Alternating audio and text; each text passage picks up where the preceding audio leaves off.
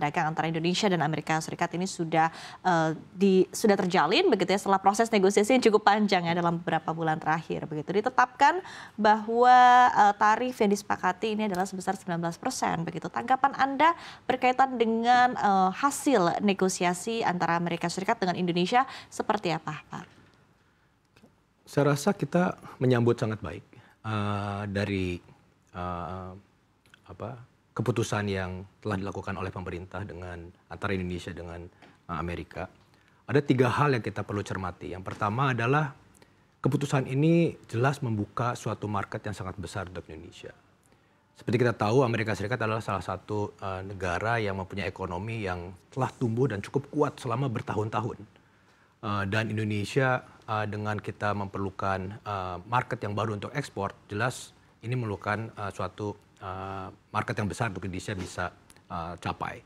Dan yang kedua adalah yang kita lihat bahwa Indonesia ini masih dalam satu kelompok yang kita sebut sebagai ASEAN.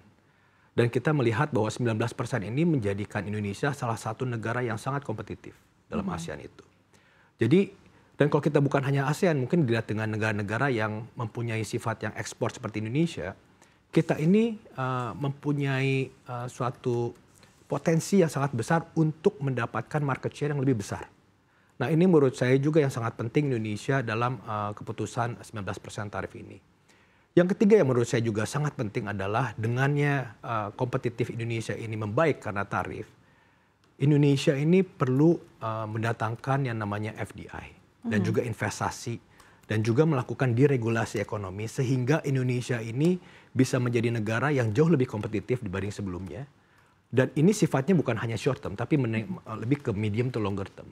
Jadi menurut saya ini adalah keputusan yang sangat baik, kesempatan yang luar biasa yang Indonesia dan juga pemerintah ataupun regulator dapat mencapai sesuatu Indonesia yang akan jauh lebih baik untuk mencapai Indonesia Emas tahun 2045. Oke, baik. Nah, tadi mungkin kita bisa gali lagi lebih dalam ya. Tadi ada beberapa kesempatan, ada beberapa peluang yang bisa Indonesia kembangkan begitu ya dengan adanya kesepakatan antara Amerika Serikat dengan Indonesia ini. Salah satunya adalah seperti apa kita bisa memanfaatkan momentum ini untuk bisa menarik investasi atau FDI sebanyak-banyaknya begitu. Nah, tapi peluangnya dan kesempatannya serta apa yang harus kita perbaiki karena berbicara berkaitan dengan investasi ini kerap kaitannya adalah dengan regulasi kita yang masih terlalu berbelit-belit begitu dan apa yang bisa diperbaiki saat ini ataupun juga yang bisa dimaksimalkan saat ini oleh Indonesia untuk bisa memanfaatkan momentum ini sebaik-baiknya. Ya, menurut saya keputusan untuk membuka jalur terutama detail dari keputusan tarif itu sendiri sudah keluar tadi pagi ya, Mbak ya. Jadi kita melihat bahwa beberapa produk yang dari Amerika ke Indonesia ini akan membuat proses-proses untuk investasi di Indonesia ini akan jauh lebih lean. Jadi masalah Indonesia ini selama ini adalah waktu kita mendatangkan investasi ke Indonesia banyak sekali diregulasi dan juga tarif-tarif dan lain-lain yang perlu kita lewati untuk mendatangkan Indonesia. Nah, dengan keputusan seperti ini, Pak Prabowo dan sebagai Presiden Indonesia telah mendatangkan suatu keputusan bahwa ini bisa dilakukan. Dan mudah-mudahan ini menjadikan suatu snowballing effect buat investasi yang lain. Jadi kita menyambut sangat baik keputusan ini sehingga kebijakan ataupun regulasi untuk mendatangkan investasi ke dalam Indonesia ini jauh lebih cepat. Nah, ini yang menurut saya sangat penting yang kita bisa lakukan dengan keputusan seperti ini. Oke, baik. Nah, mungkin kita compare juga dengan Vietnam begitu ya. Vietnam ini juga mendapatkan tarif yang tidak terlalu jauh dengan Indonesia. Kita sekitar 19%, kemudian Vietnam ini 20% begitu ya. Nah, dengan kompetisi antara Indonesia dengan Vietnam sendiri, Anda melihatnya ke depannya akan seperti apa? Oke, ini sangat menarik. Kalau kita melihat Vietnam, mereka punya ekspor ke Amerika jauh lebih besar dibanding Indonesia. Bisa sebesar hampir 2-3 kali lipat dari Indonesia.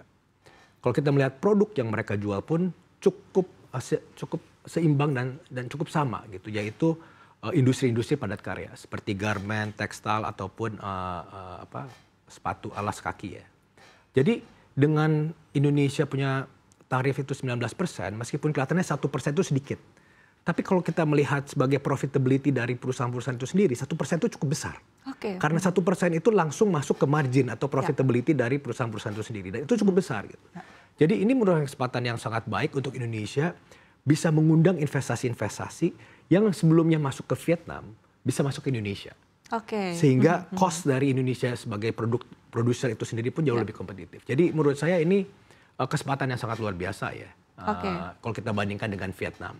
Oke, artinya mungkin ada timbang-timbang lagi ya di antara investor untuk menghitung-hitung kembali begitu ya antara Vietnam dengan Indonesia begitu. Ya, betul. Jadi sangat, karena 1% kelihatannya sedikit. Tapi kalau kita bandingkan ini sebagai profitability, yang kalau kita melihat industri ini itu sebetulnya profitnya tidak terlalu besar. Oke. Kita bilang sedikit antara 8 sampai 12%. 1% itu sangat signifikan. Itu bisa hampir 10 sampai 15% untuk beberapa perusahaan. Oke. Tapi kalau mereka bisa masukkan investasi ke Indonesia, dan kita juga mulai mendengar ya, ada beberapa order yang naik dari Indonesia karena tarif itu sendiri, sehingga demand untuk produksi dari Indonesia akan meningkat. Oke, nah, baik. ini yang akan mengundang investasi itu sendiri. Oke, baik. Ini seperti yang disampaikan juga oleh Pak Menko, Pak Erlangga begitu ya, bahwa sudah ada ketertarikan begitu ya untuk produk-produk asal Indonesia untuk ke Amerika Serikat. Nah, mungkin kita berbicara berkaitan dengan efeknya ya kepada market begitu. Kita melihat juga dalam beberapa waktu terakhir rally di equity market kita begitu luar biasa begitu ya, di saat ini pada perdagangan hari ini bahkan di level 7.400-an begitu, dan rally selama 11 hari hanya patah kemarin saja sebelum hari ini juga menguat lagi lebih signifikan. Apakah Anda melihat bahwa optimisme ini dirasakan juga oleh para pelaku pasar begitu, bahwa kedepannya dengan negosiasi antara Indonesia dan Amerika Serikat yang sudah mencapai titik tengah ini juga bisa memberikan dampak yang positif dan dilihat positif juga oleh para pelaku pasar? Ya, sebetulnya kita perlu lebih hati-hati mencermati kenaikan pasar yang cukup berkesinambungan dalam 11 hari terakhir. Kalau kita melihat komposisi dari pasar itu sendiri, ada yang namanya 50% yaitu value, dan sekitar 30% itu yang lebih ke momentum ataupun lebih ke technical. Oke. Nah, yang menarik adalah yang rally itu adalah yang momentum dan technical. Tapi kalau yang value itu, seperti blue chip itu sebetulnya masih belum bergerak. Oke. Jadi menurut saya pasar saham ini masih sangat menarik kalau kita melihat sebagai value. Ya. Seperti perusahaan-perusahaan BUMN atau bank-bank besar Indonesia itu, mereka valuation-nya masih sekitar di 10 kali atau di bawah 10 kali dengan dividend yield sekitar 8-12%. Dan ini menurut saya sangat menarik. Meskipun masalah dari blue chip ini adalah perlambatan dalam pertumbuhan itu sendiri. Ya. Nah, tapi kalau kita melihat di luar saham-saham seperti ini, seperti saham yang lebih momentum ataupun technical, itu valuation-nya jauh lebih besar, lebih tinggi. Jadi kita sebagai investor, kita harus berhati-hati dalam mencermati pasar. Apakah itu value ataupun momentum dan technical. Nah, kita lebih suka sekarang adalah value. Karena kita pikir dengan adanya momentum dari pasar dan juga makro ini, pasti ada trickling effect ke saham-saham seperti ini. Gitu. Kalau kita melihat bahwa purchasing power mulai improve karena ada FDI, job creation akan mulai, ini akan membuat sektor-sektor seperti itu akan berkembang dan juga lebih menarik. Gitu.